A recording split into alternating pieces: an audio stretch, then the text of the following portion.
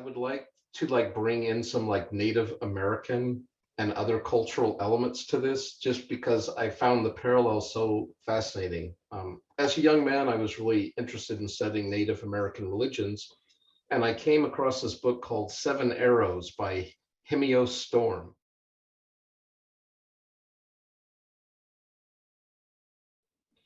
And he explained that the Plains tribes had a very similar concept and of temperament types and very similar colors, except they had different symbols or animals to help describe these different temperaments. And a lot of them were associated with colors or directions. So caloric would be to the north, and they would often be portrayed as like a bull elk or buffalo, and they would be at the head of the herd defending against all comers, and but they wanted to be in charge, they wanted to lead.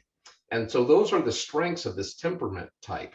They are people of action. They don't just sit around talking or thinking about stuff, they do stuff, they are on it.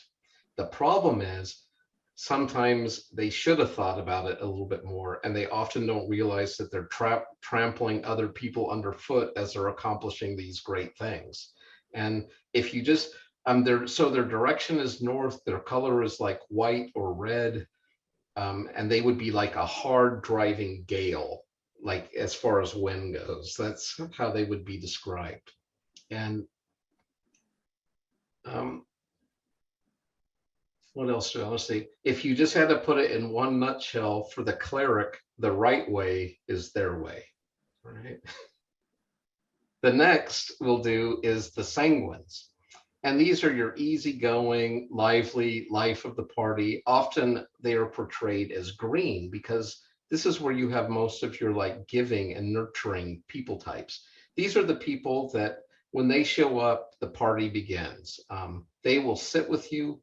They could literally be laughing with you 1 minute and crying real tears with someone 5 minutes later and laughing 5 minutes again. And so it's very much like an emotional roller coaster for these people. For the Native Americans, they said this temperament was like a warm gust of air, almost like feeling that warm Santa Ana coming off the deserts, and it just envelops you. And it's like a hug. But their animal types is, their direction is to the south, but their animal types is like a rodent, like a rabbit or a mouse. Because like rodents, they're very sociable, but they can't see beyond the tall grass. Sanguines very much live where they are. They're notoriously late because they are focused with who they're with at the moment. And super people, their weak sides, of course, would be they can have anxiety, fear, they can get stressed out, overwhelmed, and like I said, they can lose track of time or place because they are so relational, so people orientated. I'm back here with the phlegmatic. Their element for the Greeks was water, but for the Native Americans, this would be the direction east, and it's often symbolized with gold or yellow, where the sun comes from, the place of illumination. And their animal would be like an eagle or a hawk, because like an eagle or a hawk, the phlegmatic tends to fly above the cares of this world. They see the big picture. I've had some phlegmatic friends that you honestly could not see any demeanor change, whether they had won the lottery or a family member had died. They were just that even keeled about everything. Now, the downside of that temperament, because they do seem to fly above things, they can seem indifferent or callous or not concerned with the cares that everyone else is getting all worked up about. But for the phlegmatic, they're like, the sun's going to come up tomorrow. The earth's still turning. It's so really good at the big picture pieces. And they are like a gentle breeze. Oh, I forgot to tell you, for the sanguines, the right way to do something is the fun way. For the phlegmatic, the right way to do something is the peaceful way. And that's a good illustrate. I like water, that water connection, because phlegmatics are like water. They try to avoid direct conflict. I mean, this cholerics would love conflict, right? But the phlegmatics, they like to go around. They don't like the direct conflict. They're your natural born peacemakers. And they're generally, because they're observers of the world, they're really good at like graphic arts, architecture, those sorts of big picture detailed components. So these are your keen observers of the world. And as you've noticed, we've moved into the introvert quad, and that is the phlegmatics and the melancholies. These are your two introvert temperaments, and they actually need to be alone to recharge. They need large amounts of alone time to restore themselves before they brave interactions with other humans again. And then the last but not least of the temperaments is melancholy. And the Native Americans would associate this with the colors black or blue. This was like a cold gust of wind. And I don't know if you've met any melancholies, or maybe you are one.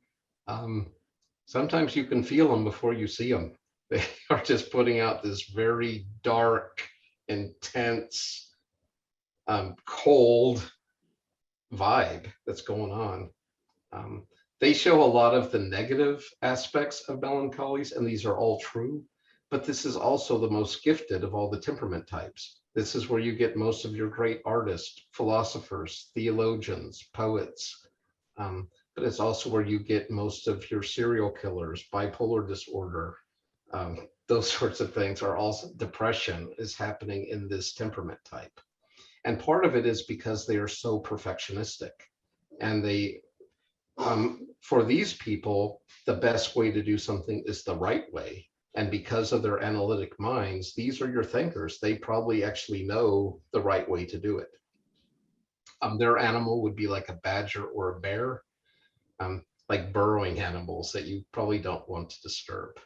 And so I just found this super helpful, and I love the different imagery and temperament types we can find in these. So let me just give you a scenario. Say you're having, your church decides you need to build a new shed or something for storage.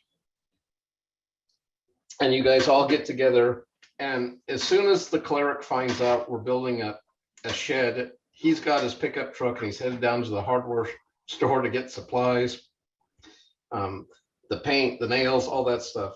Meanwhile, the sanguines are thinking, oh, this could be like a barn raising. We could have a potluck, games for the kids. We can make it an event, for the whole community. Meanwhile, the phlegmatics are thinking about things like, I think we need to have a permit for that. And we might need to do an environmental impact study to make sure we're not messing with the little newts that live in that part of the lot. And they're going to be looking at the big picture. And the melancholies are going to be thinking about aesthetics, and is this going to match the existing main building? Are we going to have the same color schemes? Are we going to be using the same building supply? So by the time the phlegmatics and melancholies figure out the right way to do it, the clerics and sanguines have already put it up, had a potluck, and have headed home for the evening. And so that's kind of an example of how these different temperament types would work out in sort of a group project. But you see the advantage if you had them all working together as opposed to just one of them taking the lead. And that's another qualifier I want to make for you. It's very rare to have anyone that is a pure temperament type. Most of us are a combination of one or more of these different temperaments. And the goal, I would think, is to maximize the virtues of your temperament types and to minimize the vices and the shortcomings, because all of them have them. And we need the virtues, but none of us want the vices that correspond with each of these temperament types.